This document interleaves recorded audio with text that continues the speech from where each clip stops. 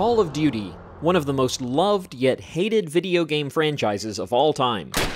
Call of Duty has always been known as a simple first-person shooter war game. Known for its smooth and simple gameplay mechanics, anyone can pick up a controller and easily figure their way around the game. The goal of the game? There have been many, but the main idea is simple. Locate the enemy and eliminate them. So who are you? My name is Max Sanders, and I would say I'm more of a casual fan of the Call of Duty franchise. And more of a fan of other franchises, but I do play it casually. How did you get into Call of Duty? How did I get into Call of Duty? I think there were some friends in middle school when I was around 10 or 12 who introduced me to it. And I got an online service, because until then I'd just been playing offline split-screen games with friends. So ever since then I've pretty much just been playing it for the social aspect. When the franchise started back in 2003, it was only known for being a World War II first-person shooter, and that's all it was known as for the next 4 years. The creators of the game, also known as the developers, were made up of two different studios at this time, Infinity Ward and Treyarch. Infinity Ward creating the first two Call of Duties, and Treyarch creating the third game in the franchise. For the next several years, these two studios took turns creating new Call of Duty games. One year it was Infinity Ward's game, the next year it was Treyarch's game, and back and forth it went, creating a new game every year. It brought a new way to play war games, with more computer-controlled allies who varied in quantity, providing the player with support throughout the games, offering a more realistic World War II experience.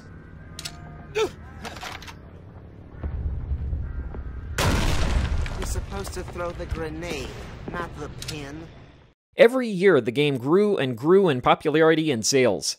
In 2007, when the franchise decided to sway away from the World War II era, they released their first modern era game.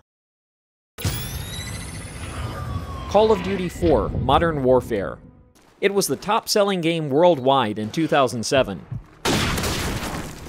Over the next 6 years, Call of Duty was easily known as one of the most enjoyable and popular games to mine, releasing a new title each and every year, keeping fans refreshed.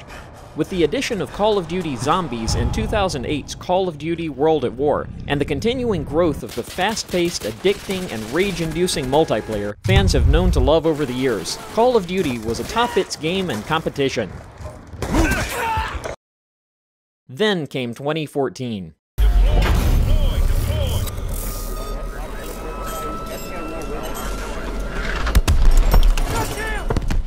Call of Duty was always known as a boots-on-the-ground game. No extra jumping, no technology that made you move faster or do things a normal human was incapable of doing.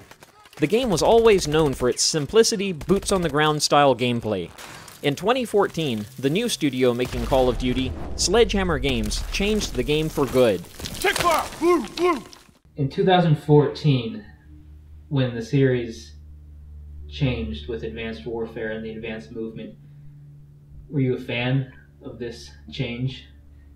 Not personally, because I was much worse at the game, so it wasn't as enjoyable.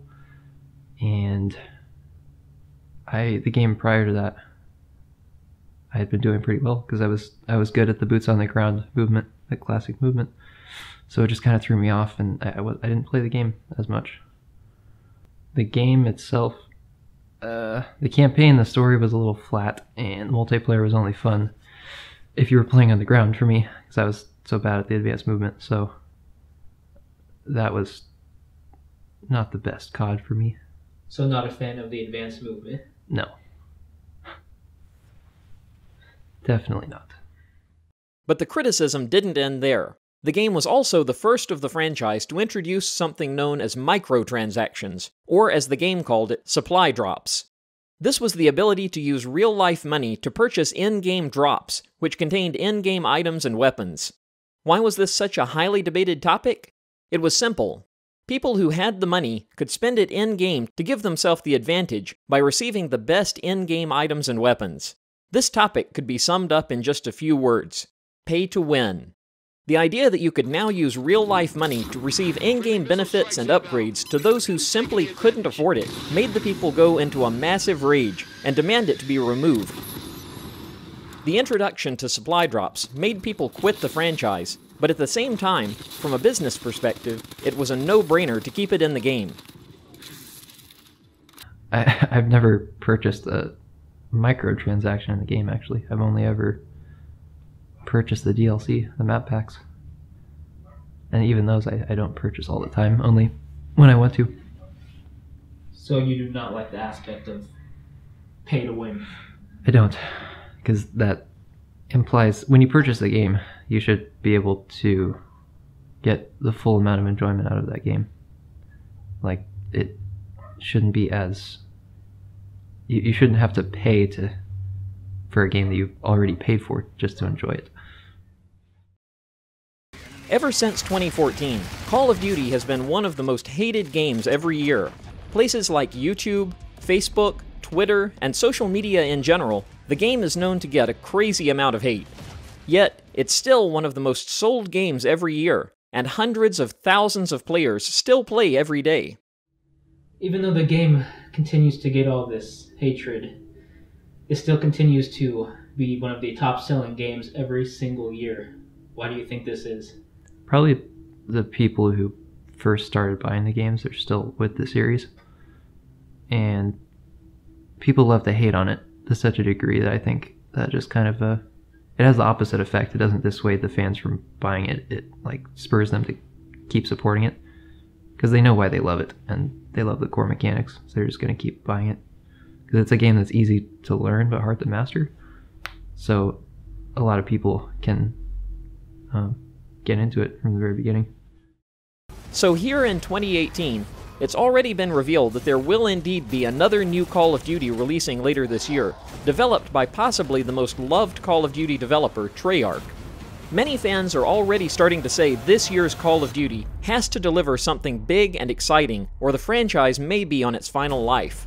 Some fans even believe there's only one man who controls and can fix the future of Call of Duty. His name is Mark Lamia.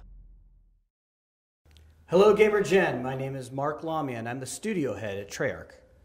Mark has been known over the years as a savior of the franchise, introducing the better and new aspects of the game that fans actually enjoy. The fans listen to him, and he listens back. Mark may hold the future of Call of Duty in his very hands, and fans have faith in him. Are you a fan of Mark Lamia, the studio head of Treyarch? Yeah, he's probably the best head of the three studios. He's been doing this for many years, and he just he keeps going. He's getting a little wider, but year by year. But he knows his stuff. His interview style is very strange. He likes to cuss. He's vulgar at times. Unlike me. Throw off some of the younger audience. Do you believe this is an issue? The younger audience probably doesn't watch his interviews, but he would definitely probably dissuade parents from letting their children watch his interviews, and maybe from buying the game if they saw him cussing, but that's Do you love Mark Lamia? I do. Call of Duty has become a brand. It's known worldwide as a face of the first-person shooter genre. Many of the older casual fans either played less, got busy with their life, or just left the franchise for good. But year by year, new release by new release, comes a new and younger generation of players. It may not be a fan favorite like it once was, or give us those nostalgic memories we once had playing with our friends after school. But the game is still the game. In-your-face, super fast-paced, non-stop, ridiculous arcade-style rush of a game, with a few nasties here and there. In Mark we trust. Are you aware you're being filmed right now? No. Why would I be? How would you rate this interview out of 12? 12.2. Are you a fan of the Yeah Boy? Oh, I've used that quite a bit, actually. When I'm playing, you get a kill and you're like, yeah, boy! Mark's game.